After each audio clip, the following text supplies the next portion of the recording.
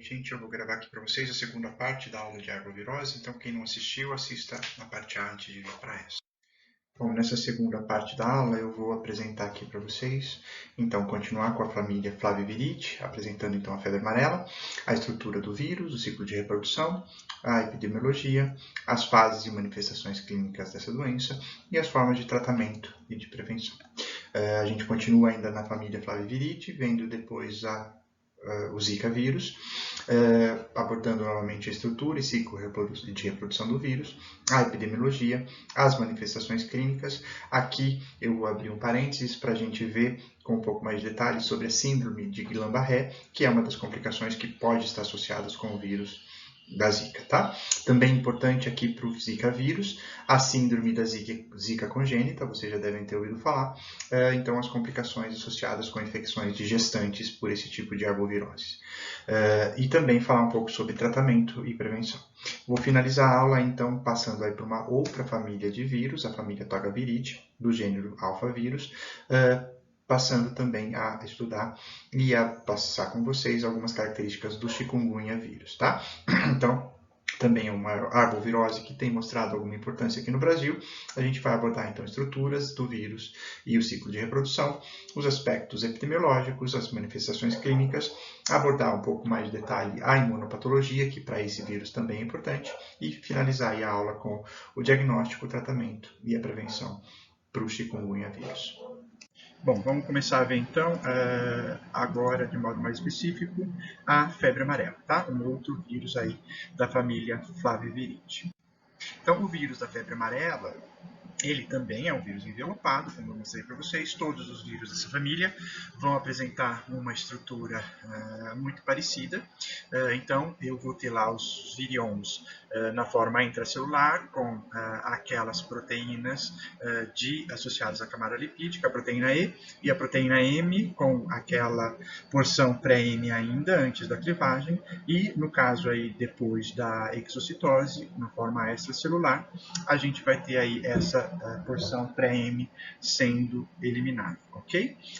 O vírus da febre amarela, existe um único sorotipo, ele é transmitido, então, pela picada de mosquitos, principalmente aí dos gêneros Aedes, várias espécies de Aedes na África, e no Brasil, particularmente mais atualmente, ele é transmitido aí na forma, então, ciclo silvático, por mosquitos do gênero Hemagogos e Sabetes, tá? As células-alvo do vírus, então, são vários tipos celulares, o receptor ainda não está muito bem determinado, acredita-se que sejam receptores aqui da família chamada de TIM e de TAM, e talvez haja aplicação aí de algumas mucinas expressas em membrana plasmática, e então esse vírus vai ser capaz de infectar vários tipos de células, então células hepáticas, cardíacas, renais, pulmonares, de mucosa, do sistema imunológico, como macrófagos, dendríticas, como a gente viu para o vírus da dengue também, ok? Então, essa capacidade aqui de infecção é que vai levar às manifestações clínicas aí da febre amarela, que em alguns casos podem ser bastante graves, ok? Bom, o vírus da febre amarela, ele apresenta aí um ciclo epidêmico que é diferente, dependendo aí da região onde ele afeta. No continente africano, eu ainda tenho uma transmissão, um ciclo aí epidêmico urbano, então, com a transmissão de seres humanos infectados pelos vários mosquitos aí do gênero Aedes. Eu posso ter aí um ciclo silvático, aí uma transmissão enzootica, como a gente já falou, e eu também tenho aí um ciclo intermediário, aí, que no caso da África, chamado de ciclo da savana. Tá? Então, eu posso ter várias formas aí de transmissão e de ciclos do vírus da febre amarela na África. No Brasil, já existiu o ciclo de transmissão urbana, lá no começo do século passado, mas atualmente a gente só tem o ciclo, então, silvático ou enzootico. Tá? Então, eu tenho aí a transmissão e manutenção dos vírus em primatas, então várias espécies de macacos, e a transmissão para o ser humano de forma aí esporádica por alguns mosquitos hematófagos aí do gênero Hemagogos ou da Sabetes, tá bem? Atualmente no Brasil, então, não existe essa manutenção de transmissão urbana, tudo bem? A febre amarela, e diferente das outras espécies de arbovirus dessa família Flaviviridae, que a gente já viu e que vai ver, ela tem uma distribuição relativamente restrita. Então, ela afeta aí, países da África e da América do Sul. Tá? Não se sabe ao certo por que isso não se espalhou ainda para o restante do mundo, principalmente aí pela Ásia. Acredita-se que possa haver algumas diferenças aí nas espécies de mosquitos transmissores, mas atualmente eu tenho a restrição, então, América do Sul e África. Tá? A febre amarela é uma das doenças mais antigas descritas e que se sabe da descrição específica dessa doença, sendo que a forma de transmissão foi descoberta já no começo do século passado. Okay? 1901 é que foi descrita a transmissão por via picada de mosquitos. Okay?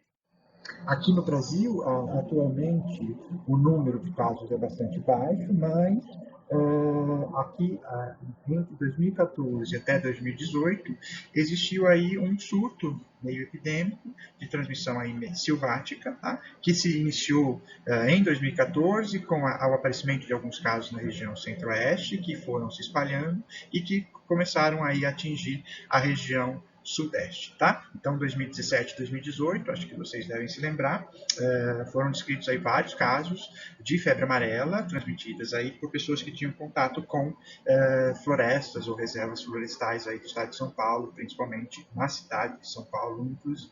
Okay? Aqui em Jundiaí, eu acredito que teve alguns casos também reportados, certo? Aqui, então, vendo esse período aí epidêmico, então, normalmente, o número de casos de febre amarela no Brasil é muito baixo e é restrito, basicamente, à região norte, então, não chegava né, a 50 casos por ano, no máximo 100, mas em 2016, 2017, 2018, houve um aumento bastante expressivo aí no número de casos, sendo descritos aí mais de 3 mil casos durante todo esse período, a maior parte aqui, com uma taxa de mortalidade relativamente alta. Tá? Então, a taxa de mortalidade da febre amarela é relativamente alta, então ela beira aí, aqui no Brasil, e nesse período, ela chegou a 80%, mas na média aí de 40% durante todo esse período. A febre amarela ela apresenta, assim como a dengue, algumas fases. Então, eu tenho aí uma fase de infecção, que é onde a gente vai observar, então, a viremia, que vai acontecer depois de 3 a 4 dias da picada do inseto. Normalmente, eu tenho aí nessa fase de infecção, os indivíduos vão ser, a maioria, assintomático ou poucos sintomas, normalmente aí que podem ser até confundidos com uma síndrome gripal. Então, eu tenho febre, que vai ser relativamente alta, dor de cabeça, fotofobia, dores aí musculares, principalmente lombares, a falta de apetite, náusea e vômito. Nesse momento ainda não existe icterícia, tá? Então isso aqui vai ser muito fácil de confundir com algumas outras processos infecciosos, tá? Uma característica que é importante nessa fase de infecção e que é bastante característica da febre amarela é que os pacientes normalmente vão apresentar um pulso baixo, mesmo quando a temperatura está alta, tá? Normalmente quando eu tenho febre, eu tenho aí um aumento da frequência cardíaca, mas no caso da febre amarela isso não é correspondente. Isso é chamado de sinal de Faguet. Okay? Em exames de sangue, eu vou ver a leucopenia, principalmente a neutropenia, e eu também já começo a ver aumento de transaminases, então aquelas enzimas hepáticas ALT e AST, certo? Depois dessa fase, que dura aí uma semana, mais ou menos, eu vou ter aí uma fase de remissão, com a diminuição dos sintomas. Isso é chamado, então, de infecção abortiva, ou seja, o sistema imunológico conseguiu eliminar a maioria dos vírus, na maioria dos casos, mas até 15% dos casos infectados pode evoluir aí para a próxima fase, que é a mais grave, tá? Essa fase é chamada de fase de intoxicação, fase tóxica. Ela é caracterizada, então, por um retorno abrupto de febre, prostração, náusea importante, vômitos, dor epigástrica, e aí eu começo a ter o que dá o nome para essa doença, que é a icterícia, por isso que ela é chamada, então, de febre amarela, tá? Eu também vou ter aí oligúria, diminuição, então, na produção de urina e hemorragias. Isso aqui tudo já vai estar associado com lesões que vão estar acontecendo internamente, causados aí pelo sistema imunológico, pelo processo inflamatório, principalmente, mas também aí por causa de destruição do vírus, tá? Então eu vou ter aí como característica nessa fase disfunção hepática importante, que vai levar aí a icterícia e um aumento importante das enzimas hepáticas. Eu vou ter dano no coração, então do miocárdio, e eu posso ter aí disfunções do sistema nervoso central. Eu também vou ter nessa fase alterações aí de coagulação, hemorragias, principalmente porque eu vou ter uma disfunção hepática grave, o que vai diminuir a produção de fatores de coagulação, e essas hemorragias elas vão afetar aí pele e outros órgãos, mas ela vai ter uma importância aí em hemorragias gástricas e intestinais. Isso vai ser manifestado então pela hematemese, que seria vômito com sangue coagulado, isso é bem característico da febre amarela, chamado aí de vômito negro, também por melena, que seria então as fezes com sangue. E eu também posso ter aí o aparecimento de petequias, hematomas e na pele e sangramento de gengiva, por exemplo. Tá? Nessa fase de intoxicação, eu tenho uma taxa de mortalidade bastante alta. Então, de 30% até 70% dos casos que vão para essa fase de intoxicação podem evoluir para óbito. Tá? Então, se a gente for observar que 15% dos pacientes infectados evoluem para a fase de intoxicação, é uma quantidade relativamente alta aí de pacientes, é uma taxa de mortalidade relativamente alta para a febre amarela, ao contrário das outras arboviroses que a gente vai estudar, ok? Como é que é feito o diagnóstico da febre amarela? Bom, então eu tenho aí, primeiro, critérios clínicos, epidemiológicos, e aqui vai ser importante para diferenciar os sintomas de outras doenças que vão se manifestar da mesma forma. Então, a fase lá febril, por exemplo, dengue, pode ser algumas infecções virais, porque os sintomas são específicos, e aí na fase de icterícia, as hepatites virais, não virais, vão ser diagnósticos diferenciais importantes, tá? E eu tenho que levar em conta aí os critérios epidemiológicos, tá? E alguns critérios laboratoriais. Entre os critérios laboratoriais, eu posso ver aí, então, as alterações de enzimas hepáticas, mas eu posso fazer já a detecção, então, do vírus ou de anticorpos produzidos em resposta ao vírus, tá? A detecção aí do RNA do vírus é feita por RT-PCR e ela só pode ser feita nos primeiros dias da doença, que é, então, ainda na fase de infecção, quando eu tenho a viremia, tá certo? Então, aqui em vermelho eu tenho aí a carga viral. Essa carga viral, então, ela sobe, mas ela cai rapidamente. Então, após 8 até 10 dias do início dos sintomas, a carga viral vai ser bastante baixa. Tá? Então, por isso, depois disso, eu vou ter que fazer a detecção de anticorpos, principalmente aí da classe de IgM. Tá? Então, eu vou coletar o soro do paciente, eu já consigo iniciar a detecção de IgM 6, 7 dias do início dos sintomas, tá? Mas é necessário, para confirmar o caso de infecção pelo vírus da febre amarela, é importante eu fazer a dosagem em 2 amostras consecutivas e observar um aumento, então, no título de anticorpos nessas 2 amostras, tá? Também tenho que prestar atenção porque, como os flavivírus, eles têm estruturas antigênicas e moleculares muito próximas, eu posso ter, em algumas situações, reações cruzadas, ou seja, falsos positivos, principalmente aí se o paciente já foi infectado por um outro flavivírus, por exemplo, o vírus da dengue, nos últimos 2 meses. Depois de 2 meses de infecção com outro flavivírus, o número de reações cruzadas para IgM é relativamente baixo. Ok? Depois, então, disso, se o paciente se recupera, eu tenho aí a fase de convalescência, com recuperação dos sintomas, e a IgM, a IgG, ela vai permanecer aí por toda a vida da pessoa, garantindo aí imunidade permanente para uma reinfecção, ok? Bom, em relação ao tratamento, não existe um tratamento, um medicamento antiviral específico para o vírus da febre amarela. Então, basicamente, o tratamento aí é feito para tratar os sintomas ou então para suporte, tá? Nas formas mais graves, no último surto, por exemplo, alguns hospitais fizeram aí transplante hepático, mas isso não vai ser possível para fazer em todos os pacientes, tá? Mas nesses casos acabou salvando a vida desses pacientes, porque de outra forma eu teria aí a falência hepática e provavelmente o óbito dos pacientes, tá? Mas não é tratamento que vai estar disponível para todos os casos, ok? Então, como é uma doença grave, existem então as formas de prevenção. Existe uma vacina disponível, é a única arbovirose que apresenta uma vacina disponível e que é eficaz. Essa vacina foi desenvolvida ainda no século passado, em 1937, por esse pesquisador, que depois, em 1951, recebeu o Prêmio Nobel de Medicina devido a esse desenvolvimento da vacina, ok? Porque realmente salvou muitos e muitas vidas, tá? Essa vacina é feita com um vírus atenuado. Desde o momento da sua criação até hoje, ainda se usa o mesmo tipo de vacina. É então, uma linhagem atenuada aí do vírus, da febre amarela, que é chamada de 17D. Existem algumas pequenas variações, mas basicamente é a mesma linhagem desenvolvida aí por Max Tyler em 1937, tá?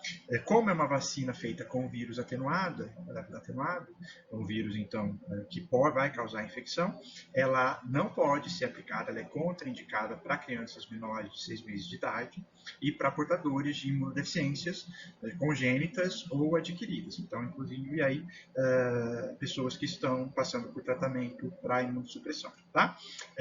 Em gestantes, em idosos, não tem uma contraindicação clara, mas é necessário aí avaliar riscos e comorbidades, principalmente aí em idosos, porque eu posso ter, nesses casos, principalmente, algumas complicações vacinais, que são raras, mas que vão ser muito parecidas com a fase de intoxicação da infecção pelo vírus selvagem, tá? Então, para alguns grupos específicos de pessoas, é necessário aí avaliar essas com o risco e as comorbidades. Tá? Bom, tendo visto então a febre amarela, vamos começar agora a ver então de forma mais específica as características aí da infecção pelo vírus Zika. O vírus Zika, ou Zika vírus, ele é então também um vírus englobado na família Plaviridae e também vai ter todas aquelas características que a gente já viu para dengue e para febre amarela, tá? Proteína E, proteína M, capsídeo, proteína C, envelope e uma RNA de fita simples positivo, tá? Ele também é um precursor tipo no mundo todo, mas ele tem duas linhagens genéticas distintas, que é a africana e uma asiática americana, tá? Ele é transmitido principalmente pela picada de mosquitos infectados do gênero Aedes. No Brasil, é particularmente importante aí o Aedes aegypti, tá? Eu também tenho, no caso aí do Zika vírus, a transmissão por via sexual, então, alguns casos já foram descritos de transmissão de homens infectados para mulheres, tá? A transmissão de mulheres para homens ainda não foi descrita, tá? Por que isso? Porque o vírus tem capacidade de infectar, por exemplo, células do sistema reprodutivo masculino, e dessa forma ele consegue, pelo contato sexual, fazer a transmissão para as mulheres, tá?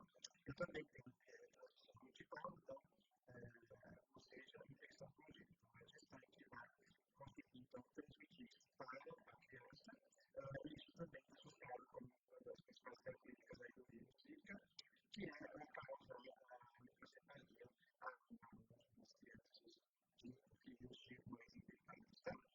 O receptor também ainda não está muito completamente determinado, mas também é aparentemente aí da família T e TAM, ok? Ele consegue infectar as células do sistema imunológico, macrófagos, células dendríticas, monócitos, células do sistema reprodutivo masculino, particularmente, algumas células nervosas, então células neurônios e células de Schwann, então causando a destruição dessas células, e também células de placenta, e com isso ser transmitida aí para as crianças. Então, eu posso ter vários tipos de células sendo infectadas pelo Zika vírus.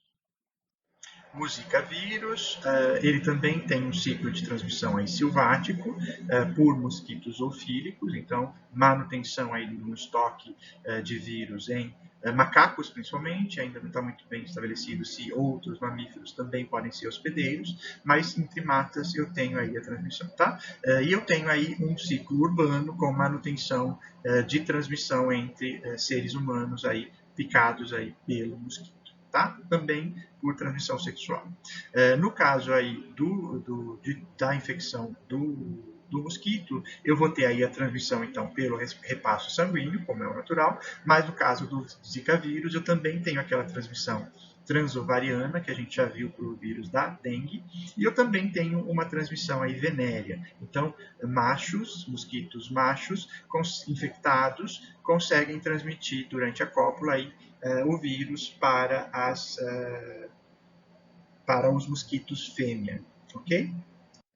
A Zika é uma arbovirose que a gente considera emergente, então até pouco tempo atrás ela era praticamente desconhecida. O vírus foi isolado inicialmente na África, em 1947, mas não causou grandes problemas. Tá? Em 1966 teve um pequeno surto, mas com poucos casos, então, na Malásia, então já tive aí uma passagem desse vírus para outro continente. Em 2007, ocorreu um outro pequeno surto em algumas ilhas do Pacífico, então da Polinésia Francesa, 2007, e o que foi chamar a atenção mesmo do mundo foi a detecção do vírus aí nas Américas, aí particularmente no Brasil, que iniciou essa última epidemia. Em 2015 foi aí detectado o primeiro caso, tá certo? E em 2015 já também se teve um retorno aí à África, tá? Então, também se teve alguns casos descritos aí à África, tá? Em relação àquelas linhagens, então aqui, ó, inicialmente o que se acredita é que essa linhagem africana migrou aqui para a Ásia. Aqui houve talvez algumas alterações genéticas, então com o surgimento dessa linhagem asiática, que é o que se espalhou aí a partir de 2007, tá certo? Então, aqui em vermelho estão países onde foram detectados então casos confirmados, e aqui em cor de rosa mais claro, países onde eu tenho circulação e o Aedes aegypti, mas que ainda não tem casos confirmados, pelo menos até 2018. Bom, no Brasil, então, no período aí de 2015 até 2016, particularmente, houve uma epidemia aí pelos vírus da Zika, sendo afetado aí, estima-se, mais de algumas centenas de milhares de pessoas. Aproximadamente se estima que 700, 800 mil pessoas foram infectadas aí pelo vírus da Zika. Tá? E nesse período houve aqui um número bastante importante de casos de infecção congênita pelo vírus da Zika. Tá? Então, de 2015 até 2019, foram descritos praticamente 3.500 casos confirmados aí de infecção congênita, a maior parte aí dos casos concentrando-se então em 2015 e 2016. O que se observa atualmente é que em 2019 e 2020 praticamente esse vírus desapareceu, pelo menos momentaneamente. Não se sabe ainda se atingiu aí talvez uma imunidade de uma grande população, uma grande parcela da população, ou se ele está escondidinho por aí e daqui a pouco ele volta, tá? Então, coisas para se prestar atenção. Aqui só para mostrar então a distribuição desses casos de infecção congênita, a maior parte dos casos, então daqueles 3.500 casos, se concentrou aí então no Nordeste, tá? Particularmente na Bahia, mais nos estados do Nordeste. Em São Paulo, poucos casos foram apresentados. Agora, nos 2 últimos anos, então, praticamente o número de casos zerou, ok? Bom, como é que o vírus, como é que a Zika se manifesta clinicamente, tá? Então, eu tenho aí a infecção do indivíduo, vamos primeiro ver o adulto, né? Então, esse indivíduo adulto pode ser infectado aí pela picada do mosquito, que é mais comum, por via sexual, também em alguns casos por transfusão sanguínea, tá? A transmissão vertical, então, a infecção congênita, a gente vê no próximos slides, tá? Uma vez esse indivíduo infectado, a maior parte vai ser assintomático, então 50% a 80% dos casos é assintomático, não tem nenhum problema, e 20% a 50% vai ter só sintomas leves. Então eu vou ter um exantema maculopapular ou macular, como a gente vê na dengue, eu tenho dores articulares e artrite, é característico aí e diferencial das outras arboviroses, aí a conjuntivite, isso raramente aparece na dengue, por exemplo. Eu tenho linfonodomegalia, eu posso ter dores musculares, dor de cabeça e febre moderada. Aqui, geralmente, uma febre mais branda e intermitente comparado com as outras arboviroses, tá? Aí, uma das principais características, então, que ajuda a diferenciar é a conjuntivite, o que não aparece muito nas outras arboviroses que a gente viu até agora. Eu tenho complicações em indivíduos adultos, mas são bastante raras essas complicações, tá? As principais complicações, então, é a síndrome de Guillain-Barré, então alterações neurológicas, então síndrome de Guillain-Barré, a mielite transversa, polineurite, meningoencefalite. Eu posso ter alterações aí oculares e visuais, e eu posso ter também alterações aí hematológicas de coagulação, então púrpura, trombocitopênica, alterações e inflamação de tecido cardíaco, mas, de modo geral, a taxa de mortalidade em adultos é extremamente baixa, tá? É menor do que 0,1% e basicamente aí confinada a indivíduos com algum tipo de imunodeficiência ou alguma comorbidade, tá? Mas é muito característico a ocorrência da síndrome de Guillain-Barré, tá?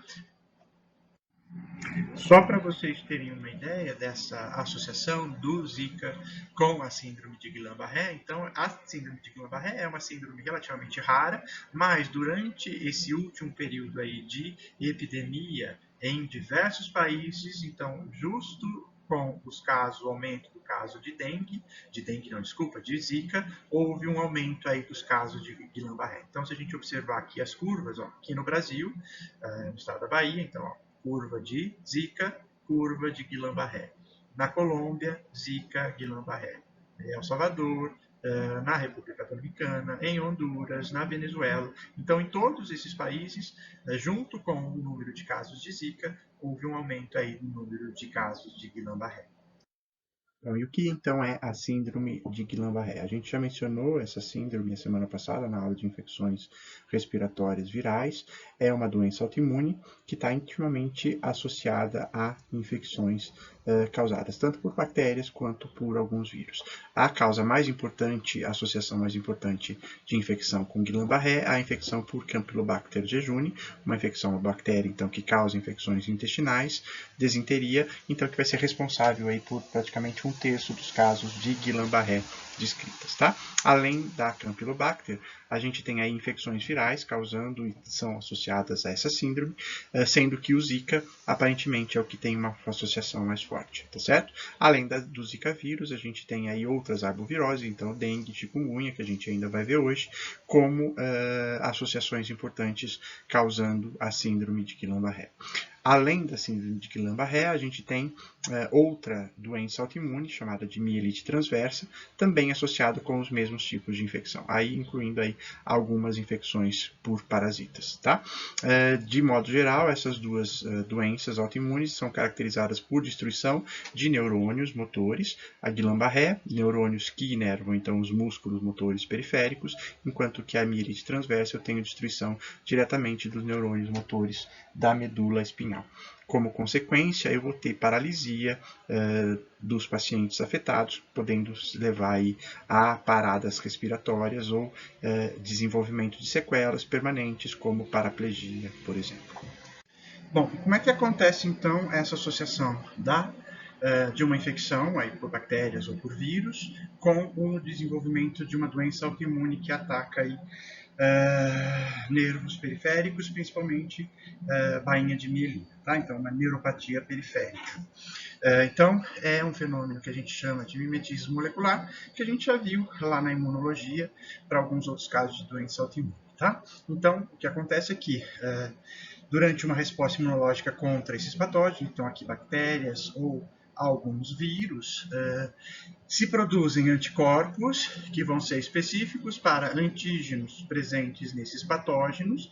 Então, nas bactérias já foi bem identificado quais são esses antígenos, então alguns carboidratos e alguns fosfolipídios presentes nessas bactérias. Nos vírus, esses antígenos ainda não estão muito bem determinados, mas, de qualquer forma, eu produzo, então, anticorpos direcionados contra os antígenos do patógeno, e esses anticorpos, a partir do momento em que eu tenho a resolução da infecção, eles começam, então, a fazer um reconhecimento cruzado com antígenos presentes, então, na bainha de mielina. Então, aquela bainha produzida aí pelas células de Schwann, que envolvem os neurônios motores, principalmente, tá? Então, esses autoanticorpos vão reconhecer, então, antígenos expressos nas células de Schwann e vão acabar destruindo aí as células de Schwann.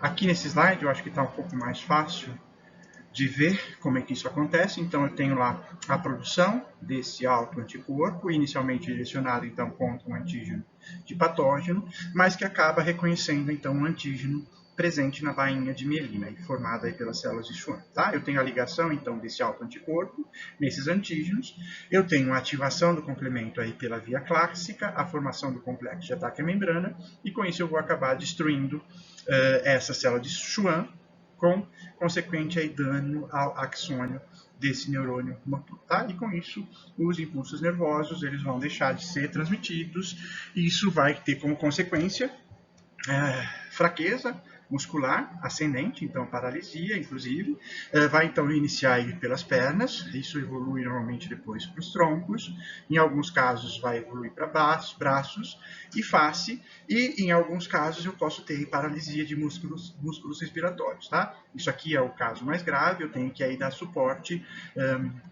mecânica, então ventilação mecânica para esses pacientes até a recuperação. E em alguns casos, eu posso ter o óbito desse paciente, tá? Mas isso é relativamente raro de acontecer. Normalmente, eu tenho a regressão dos sintomas, isso pode demorar aí algumas semanas, até anos, para que eu tenha a recuperação completa dos movimentos desses pacientes, mas na maioria dos casos eu tenho a regressão, tá?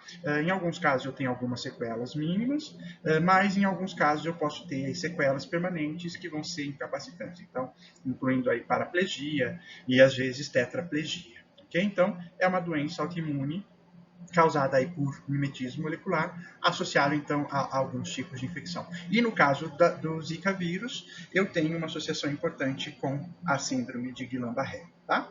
Uma outra complicação importante aí da infecção pelo Zika vírus, e isso foi descoberto aqui no Brasil, nesse último surto aí epidêmico, nessa epidemia que houve em 2015, 2016, 2017, é a infecção congênita, tá? E, no caso da infecção congênita, as consequências aí para o desenvolvimento do sistema nervoso, principalmente das crianças afetadas, tá? Então, eu vou ter aí uma gestante infectada pelo Zika vírus, ela pode ou não apresentar sintomas, independentemente dela apresentar ou não sintomas, ela pode transmitir isso para a criança, ok? Então, aproximadamente aí de 20 a 30% dos fetos ou das crianças vão ser infectadas durante a gestação. Dessas crianças, até 7% eu tenho a morte do feto, então isso vai gerar aborto espontâneo dessa criança.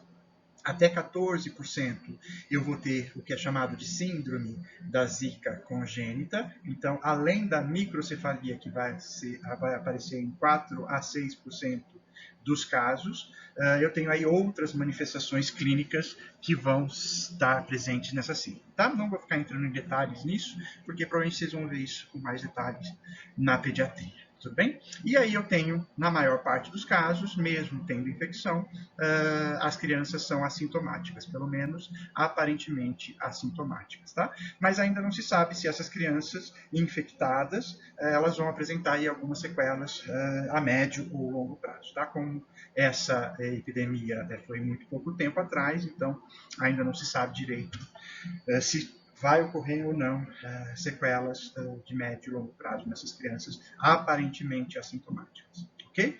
E, felizmente, aí 70% a 80% das gestantes vão, mesmo infectadas, não vão transmitir isso para as crianças, então a criança aparentemente não vai ter nenhuma sequela, ok?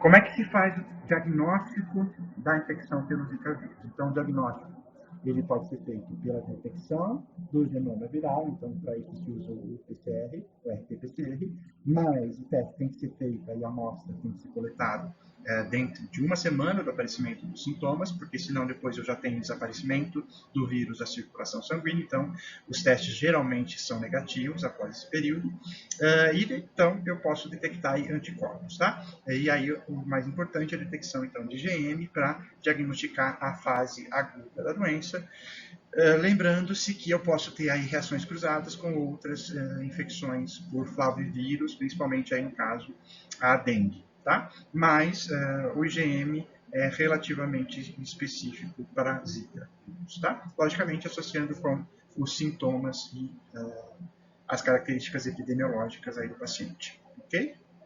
Tratamento também não existe nenhum tratamento específico disponível, então o tratamento é basicamente sintomático e de suporte para os casos mais graves, tá? Prevenção, também não tem nenhuma vacina disponível atualmente, existem algumas em desenvolvimento, mas nenhuma ainda que está disponível no mercado, então a forma de prevenção é o controle do vetor, como a prevenção também para dengue e para outras arboviroses, tá bem? E para finalizar a aula, eu quero falar agora com vocês então de uma outra família de vírus, a família Togaviridae, que também apresentam alguns arbovírus, tá? Esse arbovírus aqui dessa família são dos gêneros alfavírus, e aqui no Brasil a única com importância atualmente pelo menos, é o vírus chikungunya, tá? O vírus chikungunya, então, os alfavírus vão apresentar, então, estruturas todas parecidas, então, dentro deste gênero, vários vírus apresentam estrutura parecida. Eles são vírus, então, envelopados, dessa família Togaviridae. Então, tem um envelope lipídico. Nesse envelope lipídico eu vou ter aí associado algumas proteínas, as espículas, formadas aí por 4 proteínas, então proteínas E1, E2, E3 e 6K.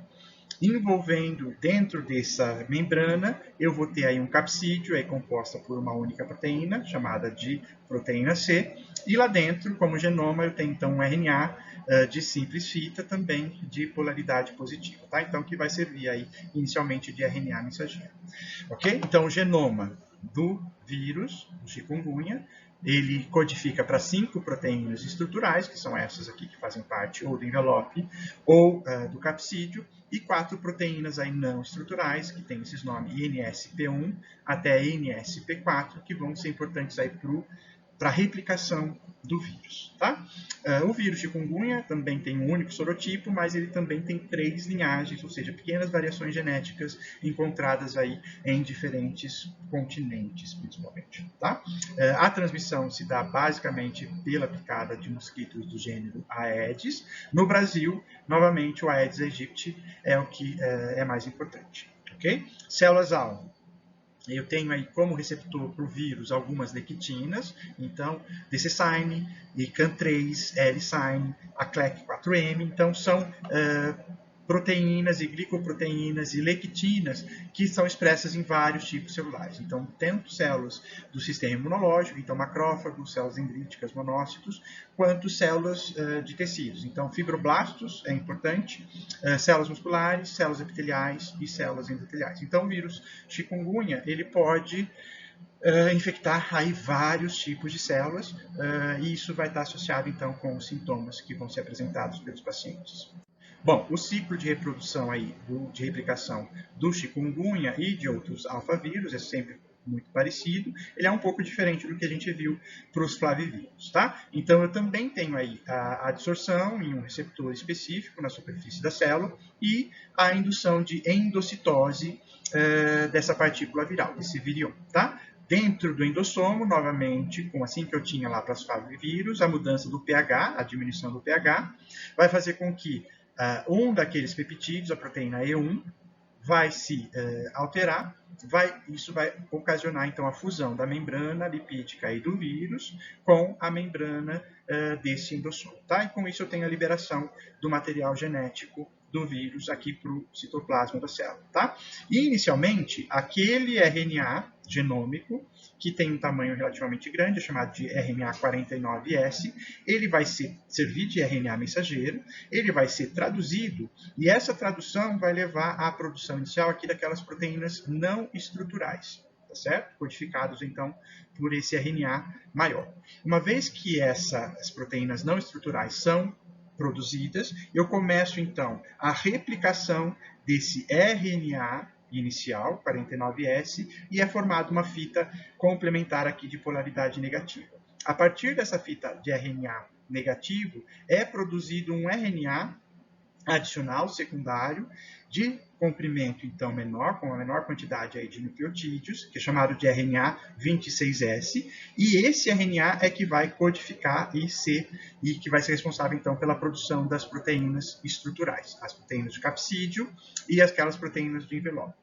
Okay? Ao mesmo tempo, esse RNA de fita negativa, ele vai ser usado para gerar cópias adicionais do RNA genômico do vírus. Okay? Uma vez que eu tenho o RNA genômico e as proteínas do capsídeo produzidas, elas vão se associar e eu tenho a montagem aqui do núcleo capsídeo, ou seja, o capsídeo e lá dentro o RNA genômico do vírus. As proteínas do envelope, elas vão ser primeiramente transportadas via retículo endoplasmático e processadas e glicosiladas aí no complexo de Golgi, tá? Então, essas glicoproteínas, elas vão ser transportadas para a membrana plasmática da célula, se associam à membrana plasmática, e aí o capsídeo, o nucleocapsídeo, se associa a essa membrana plasmática das células, e aí eu tenho o brotamento da partícula madura do vírus, tá? Então, eu tenho a produção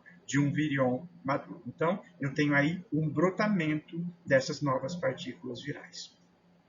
Em termos epidemiológicos, então, novamente, a maior parte dos casos de chikungunya está restrita aí às regiões tropicais, subtropicais, mas eu também tenho alguns casos em zonas temperadas, tá? Mas a maior parte dos casos estão aí nas zonas tropicais e subtropicais, América Latina, África e Ásia, ok? Ele foi inicialmente descrito na Ásia, na África, desculpa. O chikungunya, assim como o Zika vírus, ele é um vírus, um arbovírus emergente, então ele foi introduzido, os primeiros casos aqui de replicação autóctone foram descritos em 2014 no Brasil, tá? A partir de 2015 começou-se então a aumentar o número de casos, principalmente na região Nordeste, mas depois isso se espalhou então por todo o Brasil, ainda se concentrando na região Nordeste, tá? Então tive um pico de casos aí em 2016, 2017 um número ainda relativamente grande, e depois esse número começou a baixar, tá? Se ele vai continuar baixo, só o tempo é que dirá, tá certo? O número de óbitos, ele é relativamente baixo, então, no período de 2014 a 2019, foram notificados aproximadamente 600 mil casos prováveis de chikungunya, mas somente 495 óbitos, tá? E esses confirmados causados por chikungunya. Então, aí dá menos de 1% de taxa de mortalidade. Qual tipo de doença e manifestação clínica o chikungunya vai levar após a infecção? Então, isso depende, basicamente, é muito característico do tipo de tecido que ele vai infectar. Então, eu tenho aí a picada do mosquito para transmitir, e inicialmente o vírus se replica em fibroblastos e em células epiteliais no local da picada do mosquito, e depois eu tenho a disseminação aí do vírus após essa replicação inicial, eu tenho um período de viremia, uma disseminação via sanguíneo. Okay? A partir desse processo de disseminação, eu vou ter aí o vírus alcançando diferentes órgãos e tecidos. Ele pode ir para o sistema nervoso e infectar células epiteliais e células endoteliais, os vasos do sistema nervoso. Eu vou ter infecção aí de tecido linfóide, incluindo as células do sistema imunológico, que vão contribuir também para a disseminação do vírus. Eu tenho infecção aí do fígado, células endoteliais, então, do fígado. Posso ter infecção de músculo, do tecido muscular, então, células satélites e de fibroblastos, miofibroblastos. E o mais importante aí é a infecção de fibroblastos presentes na articulação. E aí eu vou ter a principal manifestação clínica que diferencia ele das outras manifestações, que seria a artrite e a artralgia de alta intensidade. Okay? Então, quais são as manifestações clínicas da infecção pelo chikungunya? A incubação aí é de 3 a 7 dias, então, da picada até o início dos sintomas.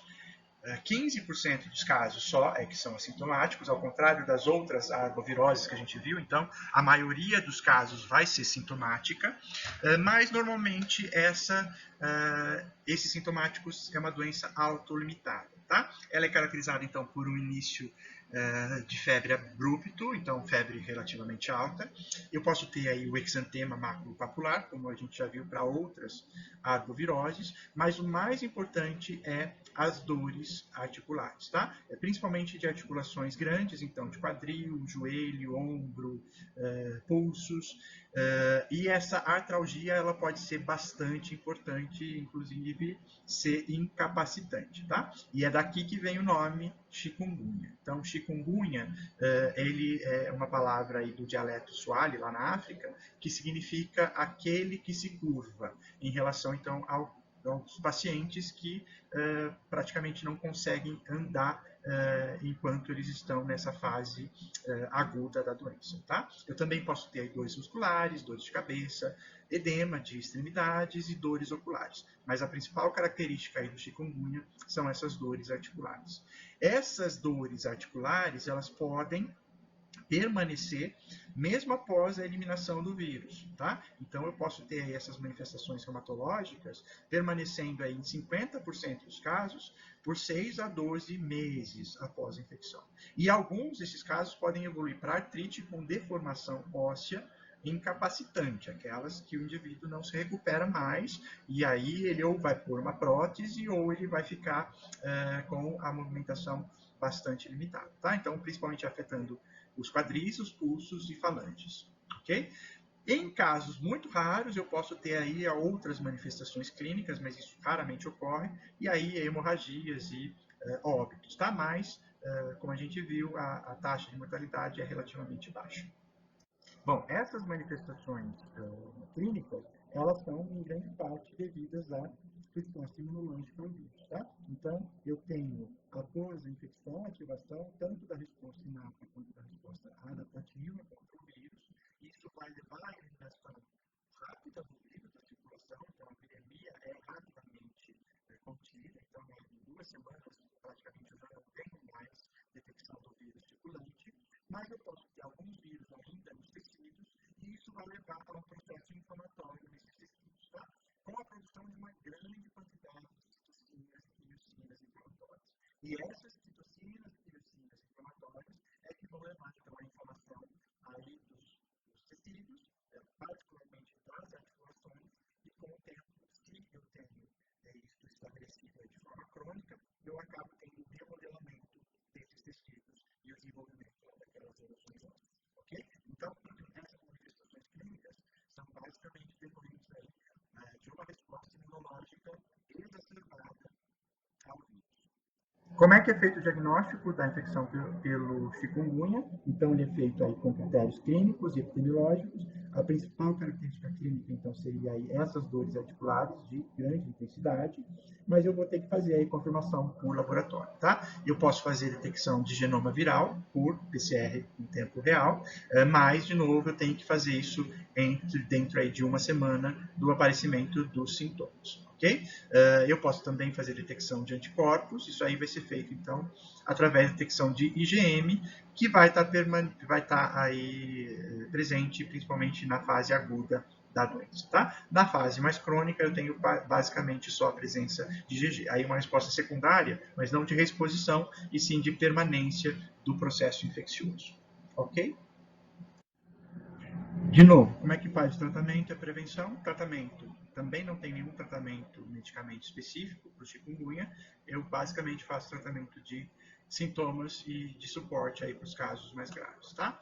Prevenção, também não tem nenhuma vacina disponível, então a única forma de prevenção seria o controle do vetor, como para as outras arboviroses. Eu termino então a aula aqui de arboviroses. Eu sei que ficou uma aula um pouco mais longa do que o habitual, mas são infecções importantes que vocês provavelmente vão entrar em contato com algumas delas, se não com todas elas. Então é importante que vocês saibam distinguir os principais sintomas para tomar as providências aí necessárias. Até mais.